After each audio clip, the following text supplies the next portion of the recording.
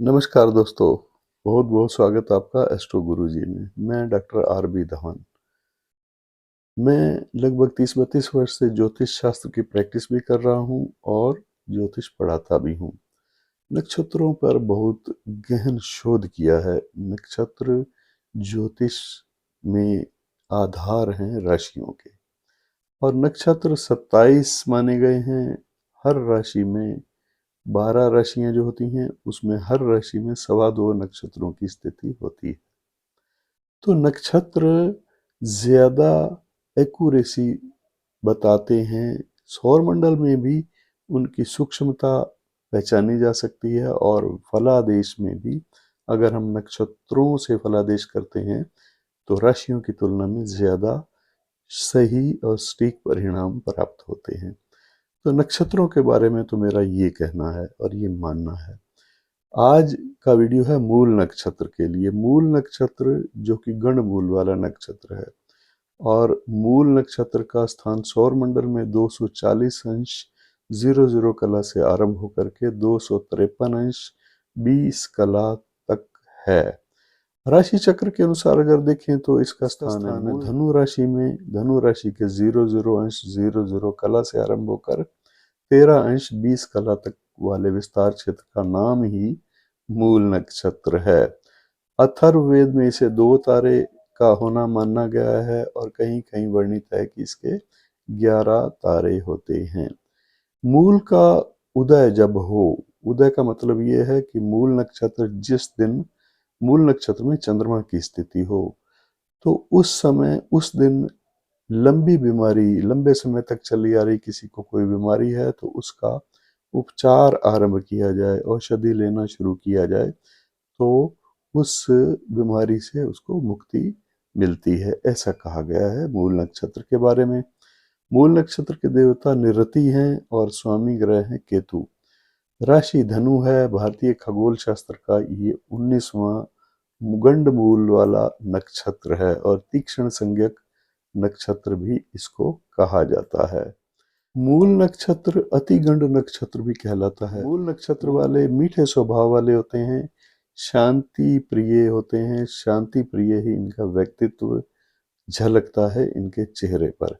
जीवन में इसके निर्धारित नियम होते हैं, यानी जो इसने निर्धारित किए हुए हैं अपने बारे में नियम, उन नियमों पर ही ये लोग चला करते हैं। मूल नक्षत्र में जन्म लेने वाले व्यक्तियों के बारे में एक आम धारणा ये है कि ये किसी भी विपरीत स्थिति का सामना कर सकते हैं।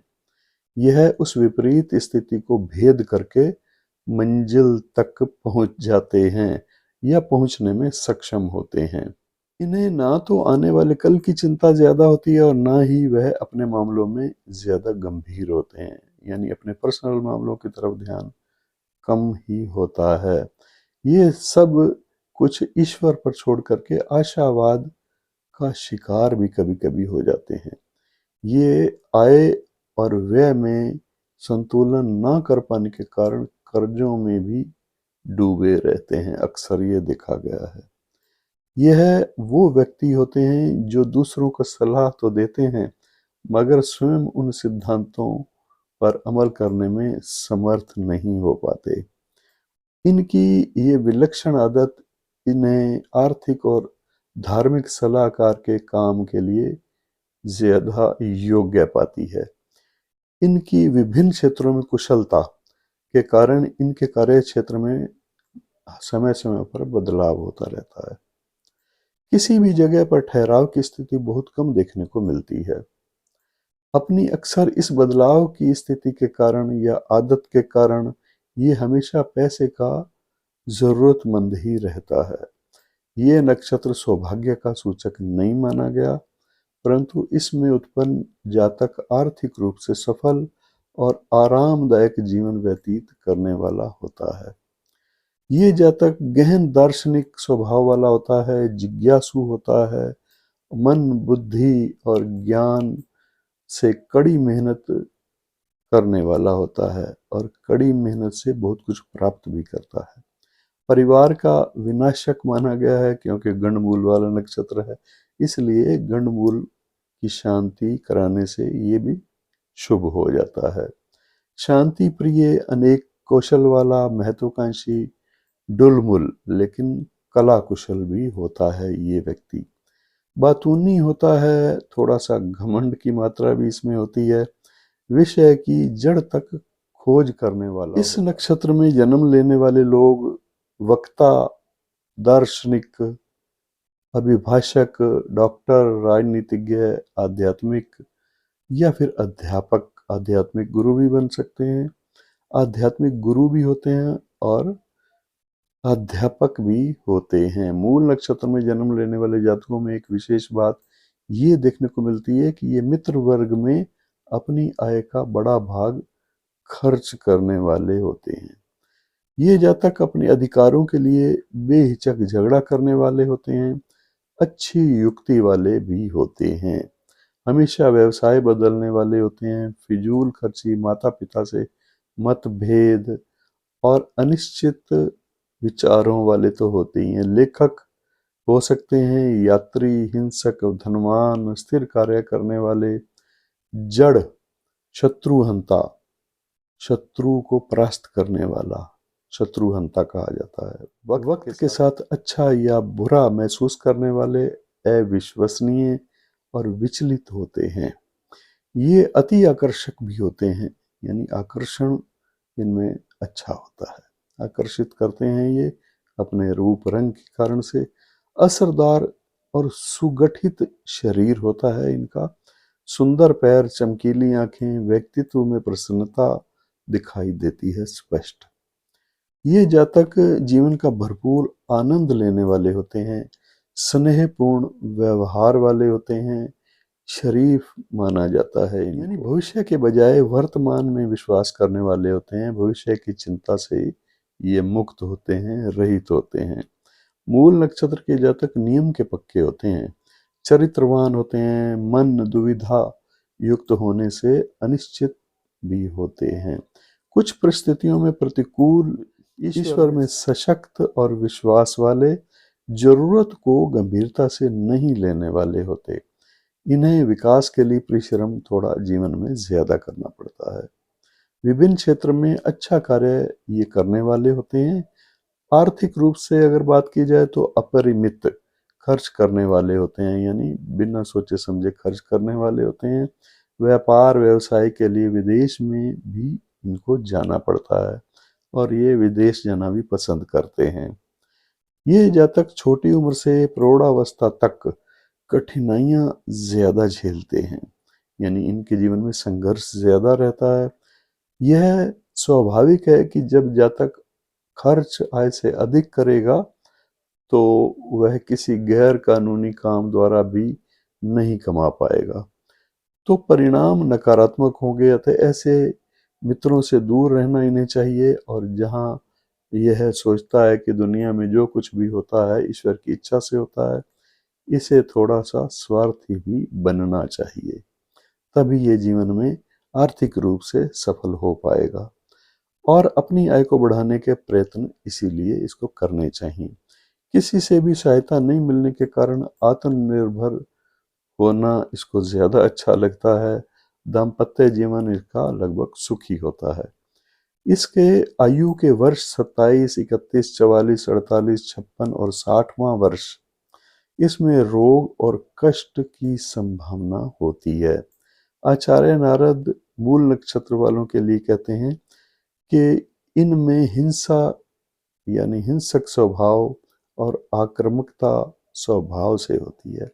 ये जातक बहुत दिखावा करने वाले, दूसरों की बातों को जल्दी ही प्रकट कर देने वाले, किसी तथ्य को गोपनीय नहीं रख पाते ये लोग। स्त्री लोलुप, यानी अगर पुरुष हैं तो स्त्रियों के प्रति जल्दी लोलुप होते हैं, जल्दी इनका झुकाव होता है। ये इनके स्वभाव की अनिवार्य शर्त है। पराशर महर्षि के अनुसार ये जातक जीवन में धन अर्जित करने वाले होते हैं, अच्छा धन अर्जित करने वाले होते हैं, दूसरों का धन हड़पने में भी ये कभी कभी माहिर होते हैं। कलह प्रिय होते हैं। ये मूल वस्तुओं के अर्थात वृक्ष हो गया, जीव, भूगर्भ यानी जमीन से प्राप्त होने वाली वस्तुएं, और इन वस्तुओं से आजीविका प्राप्त करें तो ज़्यादा सुखी होते हैं। आचार्य वराहमिहिर इनके बारे में कहते हैं कि ये लोग हिंसक नहीं होते, परंतु अन्य आचार्यों ने इसके विषय में क्रूरता और हिंसक होना बताया है। कलह प्रियता हिंसकता को रेखांकित करते हैं दूसरे आचार्य, और मतांतर से इन्हें आक्रामक माना गया है। आचार्य वराहमिहिर के अलावा बाकी आचार्यों ने इनको आक्रामक माना है, आक्रामक स्वभाव वाला माना है। इनके द्वारा स्थायी महत्व के कार्य किए जाते हैं, ये मत है आचार्य वराहमिहिर का। इनकी अगर जन्म कुंडली में सूर्य, चंद्रमा और शुक्र आक्रांत यानी कि बुरे प्रभाव में हो, तो ये जातक क्षय रोग से प्रभावित हो सकता है, फेफड़े की बीमारियों से ये परेशान हो सकता है। ऐसी स्थिति में यदि ये आक्रांत मंगल, शनि व राहु के कारण हो तो और ज्यादा परेशानी यानी कि लकवा या पेट की भयंकर समस्याएं भी हो सकती हैं। कोई भी रोग क्यों ना हो, जातक के चेहरे या हाव भाव से वो अपना दुख प्रकट नहीं करता।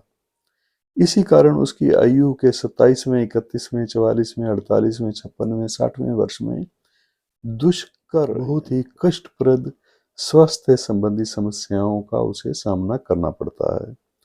एक बार वह किसी नशे का अगर आदी हो जाए तो उस नशे को छोड़ना उस जातक के लिए बड़ा मुश्किल होता है।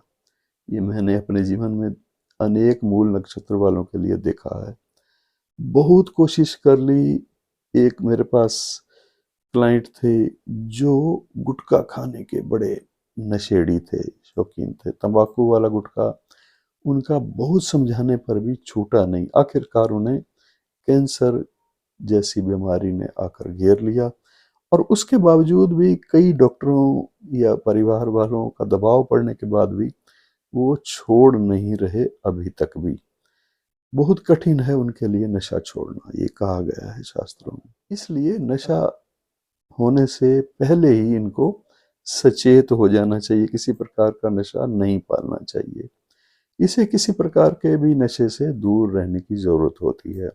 इन्हें दवा और शराब के नशे से भी बचना चाहिए। नशीली दवाएं हो या शराब हो या गुटखा या कोई भी नशे की चीज़ हो, उससे दूर रहने की कोशिश करनी चाहिए। नहीं तो आदत पड़ गई तो आदत छूटेगी नहीं, चाहे कितनी भी भयंकर बीमारी क्यों ना हो जाए। नशे को सहन करने की शक्ति इनमें बिल्कुल नहीं होती। मूल नक्षत्र में उत्पन्न व्यक्ति ही अपने नियोक्ता और उन व्यक्तियों के प्रति जो उस पर विश्वास करते हैं पूरी ईमानदारी और लगन के साथ समर्पित होते हैं। इन लोगों के जीवन में देखा गया कि अध्ययन के पश्चात ये तथ्य प्रकट होता है कि अन्य नक्षत्रों में उत्पन्न व्यक्तियों से ये कुछ अलग अस्तित्व लिए हुए होते हैं, और कह सकते हैं कि कोई सांसारिक या बाहरी शक्ति ने मूल नक्षत्र में उत्पन्न लोगों को प्रत्येक कार्य में जो वे करते हैं सुरक्षित भी रखती है। अगर ये जातक अपनी आजीविका विदेश से कमाएं तो बहुत ज्यादा सफल होते हैं। इसलिए सलाह दी जाती है कि इसे जहां तक हो सके व्यवसाय या पेशे में विदेश या विदेशी कंपनी से संबंध बनाने चाहिए, और ऐसा अगर अवसर मिल जाए तो उसको छोड़ना नहीं चाहिए विदेश जाने का, क्योंकि ये अपने जन्म स्थान पर अच्छा भाग्य नहीं पा सकते, जबकि विदेश में अच्छी सफलता प्राप्त करने में कामयाब हो जाते हैं। जैसा कि पहले मैंने कहा है कि जीवन के प्रत्येक क्षेत्र में दीप्तमान होगा ये जातक, विशेष करके ललित कला, लेखन और समाज सेवा के क्षेत्र में। अपवादों को छोड़कर ये देखा गया है कि मूल नक्षत्र में जन्म लेने वाले व्यक्ति अपने माता पिता से कोई लाभ नहीं ले पाते। ये 100% मैंने देखा है अपने जीवन में कि वो लोग अपने माता पिता से कोई लाभ नहीं ले पाते। वे सर्व निर्मित व्यक्तित्व होते हैं, यानी अपने जीवन में खुद ही अपने पैरों पर खड़े होते हैं, और यहाँ तक कि उनके सख्त बीमार पड़ने पर भी उनके चेहरे के हाव भाव और आकर्षण में कोई फर्क नहीं देखा जा सकता। देखा गया है कि ये जातक अपनी सेहत के प्रति लापरवाह भी बहुत होते हैं। इनका वैवाहिक जीवन लगभग संतोषजनक होता है। इनकी पत्नी में एक अच्छी गृहिणी होने के बहुत सारे गुण भी होते हैं। तो आइए अब समझते हैं कि मूल नक्षत्र के पहले चरण में अगर किसी जातक या जातिका का जन्म हो तो क्या खास उसमें और प्लस या माइनस हो जाते हैं गुण दोष। प्रथम चरण, इसका स्वामी मंगल है। इसमें गुरु, केतु और मंगल का प्रभाव सम्मिलित होता है। धनु राशि के 00 अंश 00 कला से 3 अंश 20 कला तक, और ये नवांश पड़ता है मेष राशि का। यह जिज्ञासा, सकारात्मकता, आध्यात्म का सूचक नक्षत्र का पहला चरण है। ये जातक सुंदर दांत वाले होते हैं, सुंदर नेत्र होते हैं, गौरवर्ण, स्पष्टभाषी, बुद्धिमानों में प्रधान होते हैं, कपट का प्रयोग करने वाले होते हैं, खरी खरी कहने वाले होते हैं, थोड़े साहसी भी होते हैं। इस चरण में जन्म लेने वाला जातक भौतिकवादी ज्यादा होता है, इसीलिए अहंकार की मात्रा भी इसमें थोड़ी सी होती है। भौतिक विकासशील, भोगवान, ज्ञानी, समाज से आदर पाने वाला और आदर चाहने वाला भी होता है। इसके अंडकोश छोटे होते हैं अगर ये पुरुष है तो। पुरुष जातक आत्मनिर्भर, पूरी तरह से स्वतंत्र विचारों वाला, महत्वाकांक्षी, मध्य जीवन में आदरणीय, योग्यता से व्यापार में ये नाम कमाने वाला होता है। अधिक समय तक सहायक बनकर नहीं रह सकता। इसकी उम्र के छठे या 7वें वर्ष में अग्नि से इसको खतरा होता है, अग्नि से झुलसना भी हो सकता है। 36 या 27 वर्ष में आग से दुर्घटना या एक्सीडेंट से ये इनको नुकसान होने का डर होता है। हड्डी, अगर दुर्घटना मतलब एक्सीडेंट होता है तो हड्डी टूटने का भी पूरा पूरा खतरा होता है। दूसरा चरण, मूल नक्षत्र के दूसरे चरण वालों में क्या खास है। इस दूसरे चरण का स्वामी शुक्र है। इसमें गुरु, केतु, शुक्र का प्रभाव सम्मिलित होता है, और ये दूसरा चरण पड़ता है मूल नक्षत्र का धनु राशि के 3 अंश 20 कला से आरंभ होकर के 6 अंश 40 कला तक।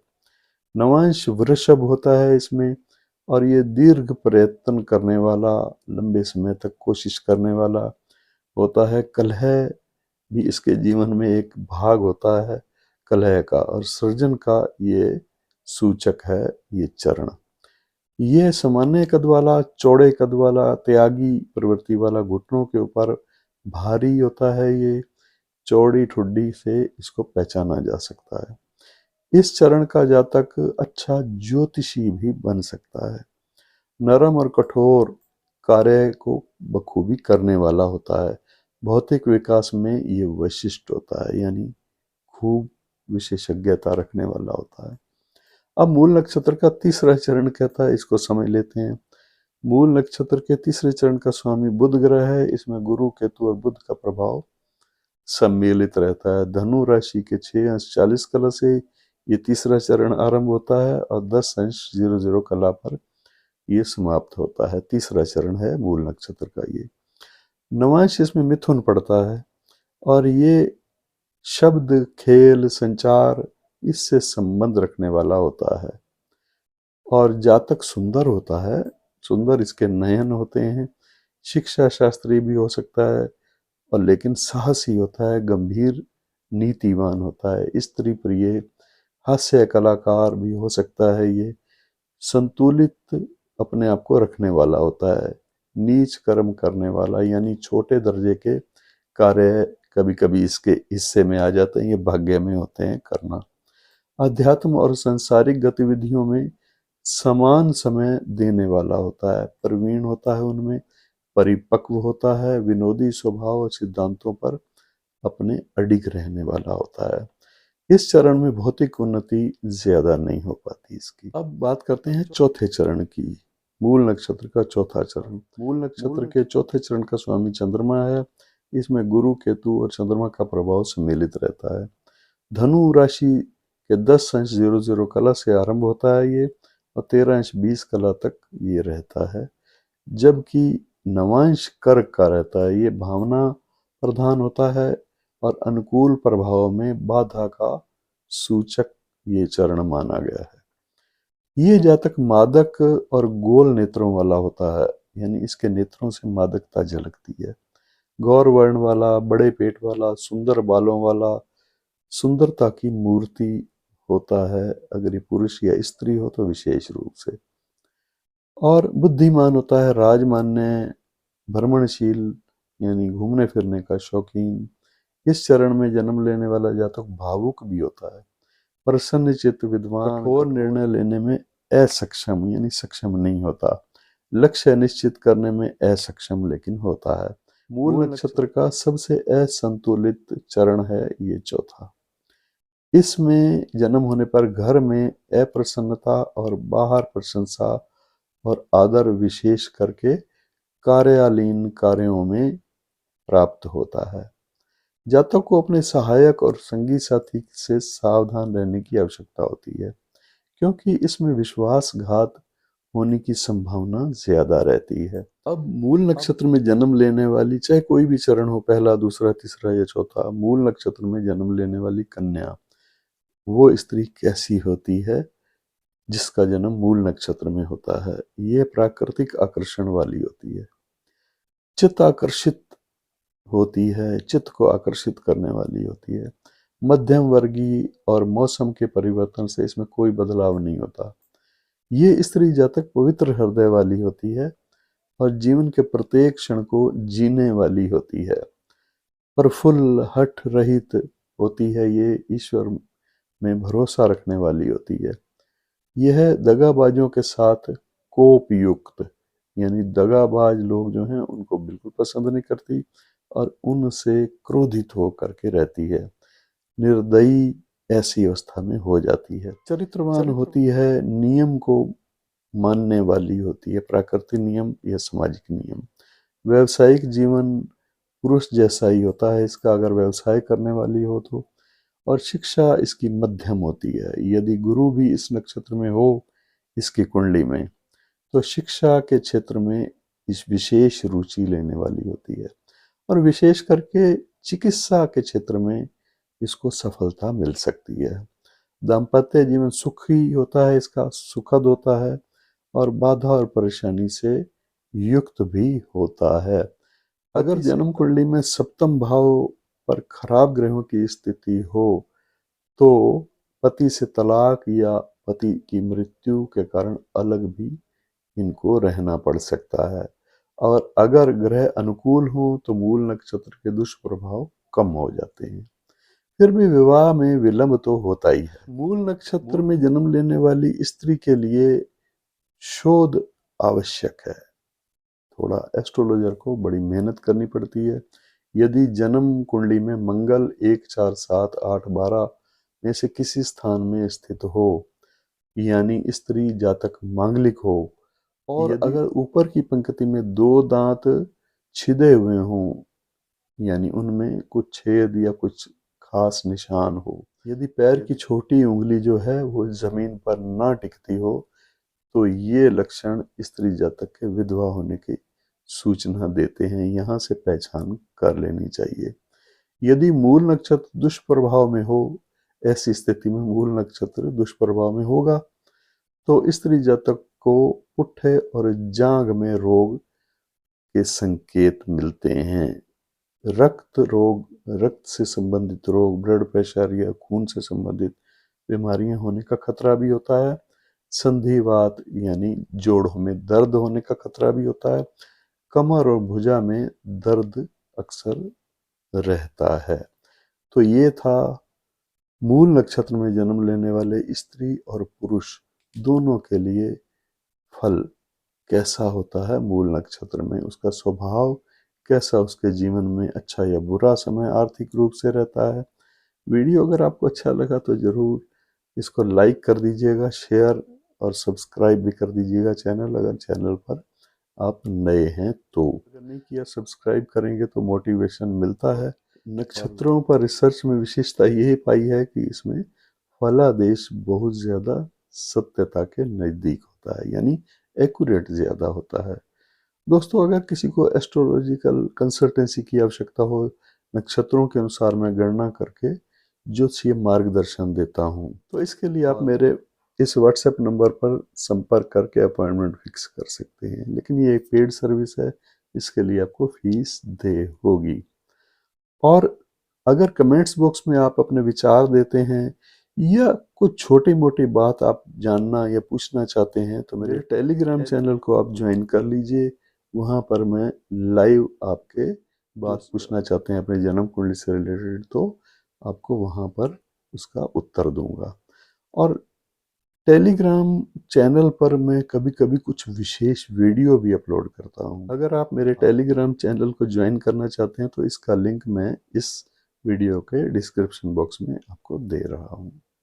आज के लिए इतना ही, फिर मिलेंगे, अगले नक्षत्र की बात करेंगे। नमस्कार।